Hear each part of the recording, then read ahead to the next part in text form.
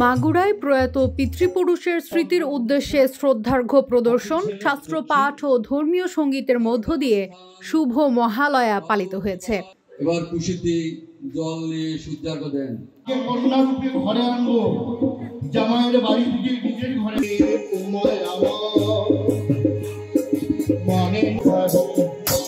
বছর পরে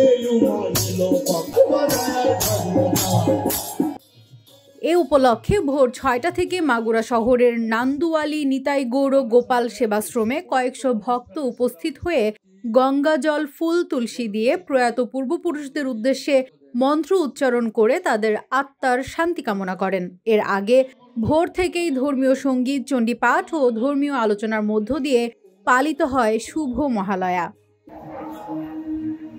আপনি যদি মানুষ হয়ে থাকেন, আপনার মানুষের জন্য কিন্তু প্রাণ কাঁদতে হবে, নইলে সব মানুষ না।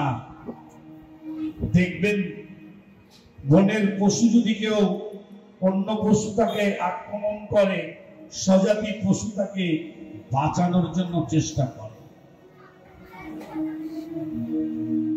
মানুষ হয়ে যদি মানুষকে আপনি শ্রদ্ধা না করেন, ভক্তি না করেন, আমি কুলীন, আমি পণ্ডিত, আমি মানি, আমি বেশি বুঝি,